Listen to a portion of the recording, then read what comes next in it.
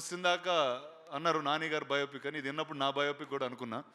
కానీ ఎందుకంటే నాకు మ్యాథ్స్ అసలు వచ్చేది కాదు. నేను 10th క్లాస్లో మ్యాథ్స్ ఫెయిల్ అయ్యాను.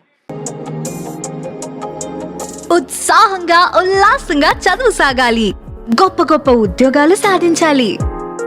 Vignan deemed to be university.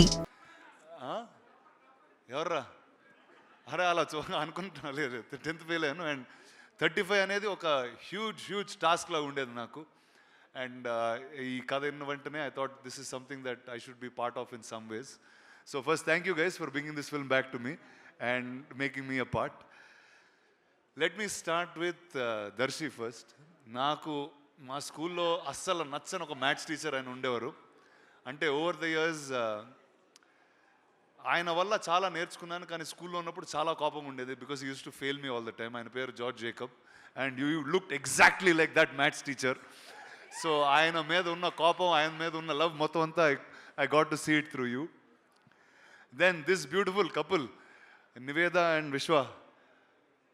ఏదో టైంలో మా మదర్ గుర్తొచ్చింది, ఏదో టైంలో మా ఫాదర్ గుర్తొచ్చారు, కళ్ళం నీళ్ళు వచ్చినాయి. And a struggle of how parents really put together and made us who we are.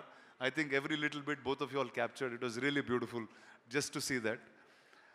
And the producers of this film, I just love the fact that మీరు అమెరికా నుంచి వచ్చి you picked up films like this to tell. So all the best to you. There will always be support from me at any given point. And ఇందాక విశ్వ అన్నాడు ఈ సినిమాలో ఎవరు పడితే వాళ్ళు కరెక్షన్స్ చెప్పొచ్చు, ఏది పడితే అది చెప్పొచ్చు అని. నేను చాలా సిన్సియర్గా ఒకరోజు మొత్తం అంతా అయిపోయిన తర్వాత నోట్స్ అన్ని ఇస్తే, సార్ ఇది నాని గారు ఆల్రెడీ చెప్పారు సార్, మాకు మీరు చెప్పింది అవసరం లేదన్నారు. సో ఆ పేపర్ నేను జోబులో పెట్టుకుని వెళ్ళిపోయాను.